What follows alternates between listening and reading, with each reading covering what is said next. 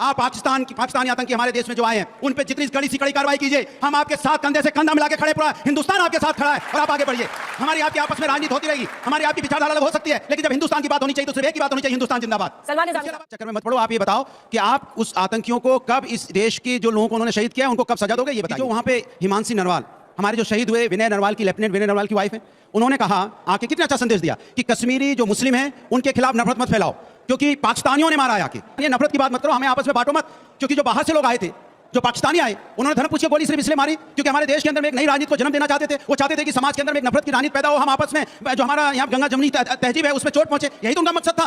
तो कौन लोग हैं जिसका पति शहीद हुआ है उसके बारे में फेसबुक में उल्टा सीधा जो लोग लिखते हैं उस पर कार्रवाई कीजिए। जो उस कश्मीर जाएंगे, कश्मीर की पहाड़ियों में घूमेंगे, वहां की नदियों का आनंद लेंगे, वहां पे जो पहाड़ है उसका आनंद लेंगे, कभी उन्होंने सोचा कि वहां जाएंगे और हम वापस नहीं लौट पाएंगे? इतना कम से कम सिक्योरिटी देने की जिम्मेदारी तो सरकार की होती है, नहीं होती है, बता दीजिए आप।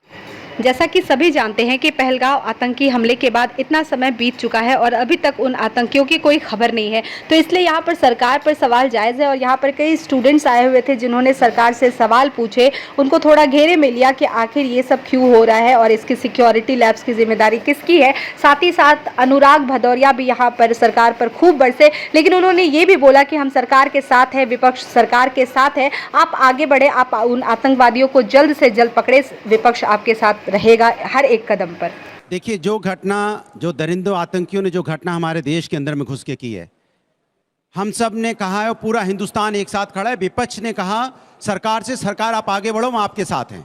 आप इधर उधर की बातें मत करो, कौन नेता क्या कहता है नहीं कहता है इसके चक्कर में मत पड़ो। आप ये बताओ कि आप उस आतंकियों को कब, इस देश की जो लोगों को उन्होंने शहीद किया है उनको कब सजा दोगे, ये बताइए। दूसरी बात, सवाल ये भी आपसे पूछा जाएगा इसके साथ साथ कि आप ये बताइए कि जो वहाँ पे हिमांशी नरवाल, हमारे जो शहीद हुए, विनय नरवाल की, लेफ्टिनेंट विनय नरवाल की वाइफ है, उन्होंने कहा आके कितना अच्छा संदेश दिया कि कश्मीरी जो मुस्लिम हैं उनके खिलाफ नफरत मत फैलाओ।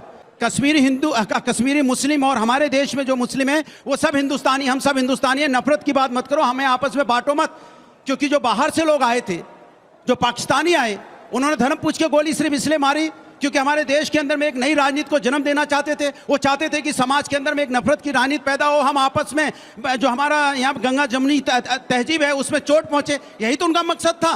तो वो जब इसको रोकने की बात करती हैं कि कश्मीरी मुस्लिम के बारे में कोई नफरत मत फैलाओ, तो कौन लोग हैं जिसका पति शहीद हुआ है उसके बारे में फेसबुक में उल्टा सीधा जो लोग लिखते हैं उस पर कार्रवाई कीजिए। जो उसके लिए अनाप शनाप लिख रहे हैं उसके ऊपर आप कार्रवाई कीजिए, पता लगाइए कौन लोग हैं, किससे जुड़े हैं वो लोग हैं। जो उस महिला के खिलाफ, जिसका पति अभी गया, हमारी बहन के खिलाफ इस तरह की जो बातें अनर्गल बातें कर रहे हैं उनके खिलाफ आप कार्रवाई कीजिए। दूसरी बात, कितनी मुश्किल से मध्य वर्ग के फैमिली के जो लोग होते हैं पूरे साल पैसा इकट्ठा करते हैं, सोचते हैं, बच्चे खुश होते हैं हम कश्मीर जाएंगे घूमने के लिए, कश्मीर जाएंगे, कश्मीर की पहाड़ियों में घूमेंगे, वहाँ की नदियों का आनंद लेंगे, वहाँ पे जो पहाड़ है उसका आनंद लेंगे। कभी उन्होंने ये सोचा है कि वहाँ जाएंगे और हम वापस नहीं लौट पाएंगे?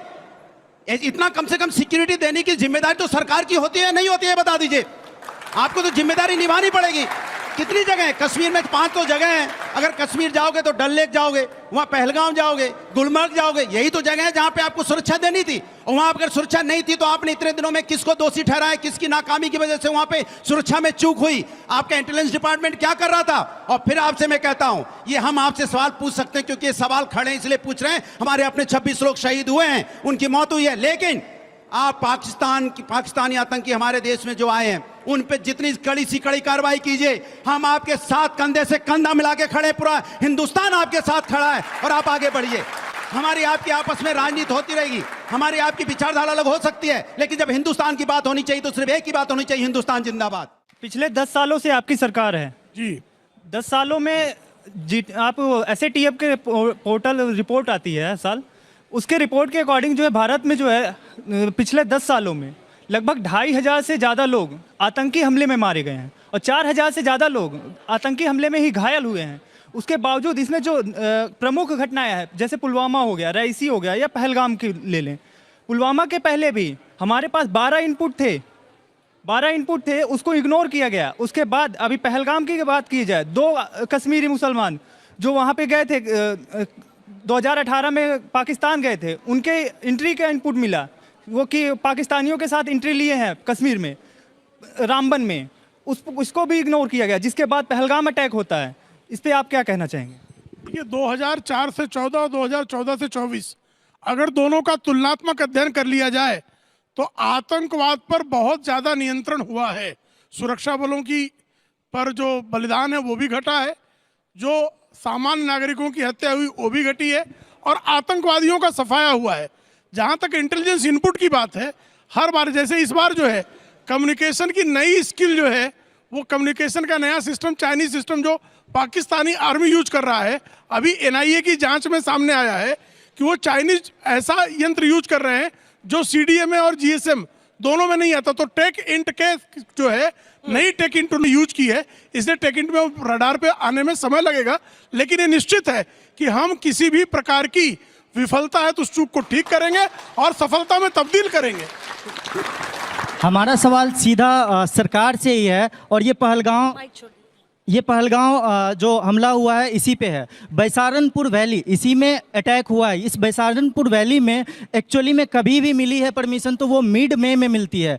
इस बार पहली बार ऐसा हुआ है कि 20 अप्रैल को मिल गई है परमिशन उसको खोलने की, और 20 अप्रैल को खुलती है और 22 को अटैक हो जाती है। और 22 के अटैक में वहाँ पे 2000 लगभग टूरिस्ट होते हैं, उसमें से 26-27 की मौत हो जाती है। सबसे बड़ा सवाल यहाँ पे ये उठता है कि 2 दिन हुए ही नहीं थे उसे खुलने का, और वहाँ पे कोई भी सिक्योरिटी फोर्सेस भी नहीं है, ना ही जम्मू कश्मीर का कोई पुलिस है, ना वहाँ पे अपने पोस्ट नहीं था, वहाँ पर सुरक्षा के कोई भी इंतजाम नहीं थे। यानी मतलब पर्यटकों सैलानियों को ऐसे छोड़ दिया गया था। देखिए, सैलानियों को टारगेट जनरली किया नहीं करते थे आतंकवादी।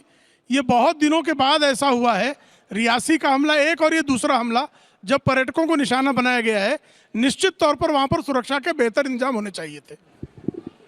अंधभक्ति पे हंसने वाले लोग मोदी जी से उम्मीद लगा बैठे हैं कि मोदी जी पाकिस्तान पे हमला करेंगे, जो कभी अमेरिका जाकर रुआ करते थे कि माओ बचा लो, माओ बचा लो। आपसे सवाल अनुराग जी, आपने कहा कि हिंदू मुस्लिम भाई भाई हैं। साहब एक चीज जवाब दीजिएगा, पाकिस्तान का बॉर्डर पंजाब से भी सटता है, राजस्थान से भी सटता है और कश्मीर से भी सटता है, लेकिन हमला बार बार कश्मीर में ही होता है। क्यों होता है? क्योंकि वहां पे आतंकवादी वहां के लोगों का श्रेय लेकर कभी सेना पे हमला करते हैं, तो कभी जो भक्त होते हैं अमरनाथ यात्रा करने उन पे हमला करते हैं, और कभी जो सैलानी होते हैं उन पे हमला करते हैं। और ऐसा कैसे मान लें कि हिंदू मुस्लिम भाई भाई हुए?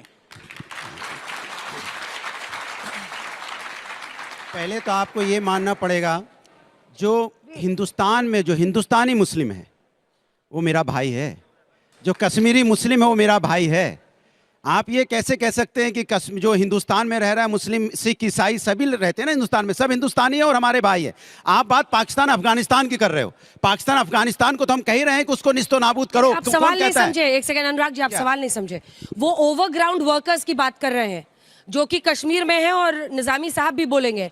एनआईए ने भी 20-30 लोगों को जीरो इन किया है जो ओवरग्राउंड वर्कर्स में है, यानी दिन में वो या तो जर्नलिस्ट की नौकरी, पुलिस की नौकरी, कोई भी पेशे में काम करते हैं, फिर आतंकी घटना को अंजाम देते हैं और वापस जाकर उसी दफ्तर में बैठ जाते हैं, और उनको खोजना सबसे बड़ी मुश्किल चैलेंज है, चुनौती है। देखिए, इसमें दूसरी बात है, जो आपका सवाल उसका भी जवाब दे देता हूँ। कश्मीरी जो मुस्लिम है, इस घटना के बाद से वो कितनी शर्मिंदगी महसूस कर रहे हैं इसका आपको अंदाजा है?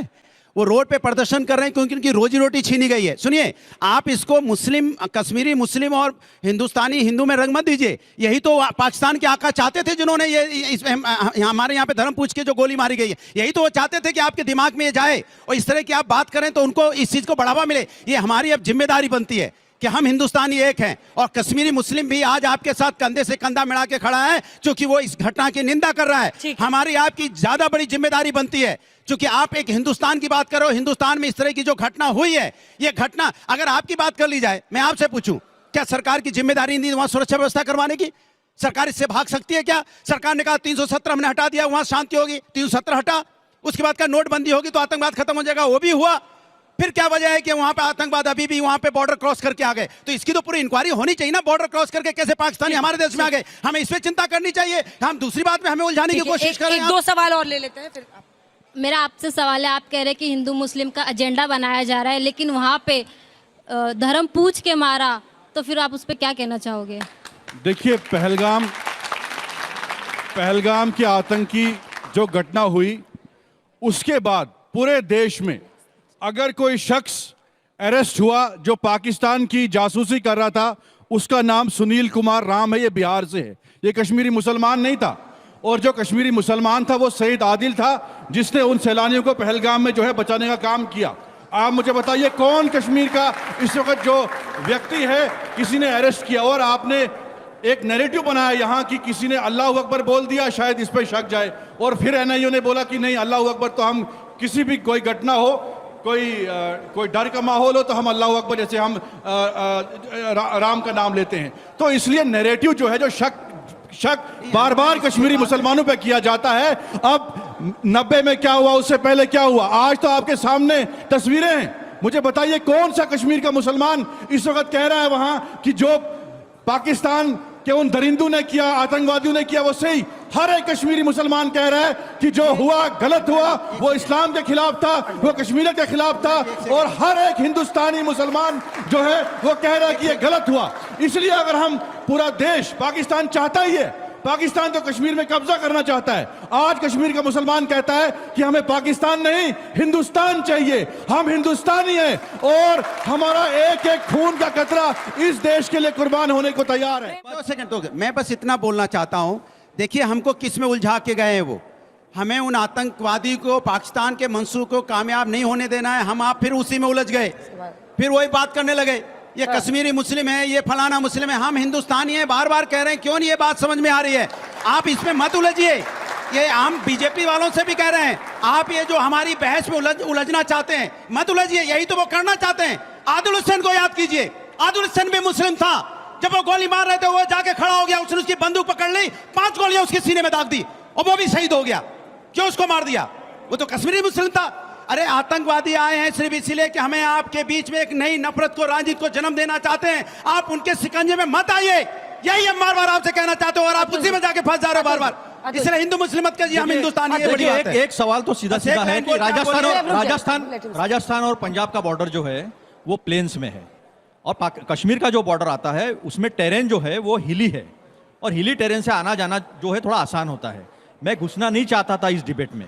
हम लोग एक है, हम हिंदुस्तानी एक है। हिंदुस्तान केवल एक ऐसा देश है जिसको कहते हैं melting pot of all religions, all faiths, all ideologies. हम यहाँ हैं क्योंकि हम एक साथ इस देश के स्वाधीनता संग्राम में लड़े थे, हमने एक साथ इस देश के लिए बलिदान दिए, इसलिए हम हिंदुस्तानी, इसलिए भारतीय। इसको चोट मत पहुंचाने दो, और किसी कोई कोशिश करे ऐसा मत। मैं नहीं लूंगा प्रदीप कुरलकर का नाम, मैं नहीं लूंगा संदीप शर्मा का नाम, मैं नहीं लूंगा ध्रुव सक्सेना का नाम, क्योंकि आतंकवाद का कोई मजहब नहीं होता। या तो वो एंटी कंट्री होते हैं, एंटी नेशनल्स होते हैं, या तो हमारे जैसे पूरे पैट्रियट्स होते हैं, देशभक्त होते हैं, या देश के खिलाफ होते हैं। अब हम उसको कलर मत दो, उसको मजहब का कलर मत दो, क्योंकि आने वाला भारत जो है वो आपका, हमारा भविष्य है, आने वाले पीढ़ियों का भविष्य है, और वो भाईचारे का, सबको साथ में लेकर जाने का और संविधान के साथ लेकर जाने का होना चाहिए। यही आज के युवाओं की अगर सोच रही तो आने वाला भारत बहुत बढ़िया रहेगा, और हम सबको पीछे छोड़ पाएंगे। जो महासत्ता बनने की हम कोशिश कर रहे हैं वो नफरत से नहीं होगा, वो मोहब्बत की दुकान से ही होगा।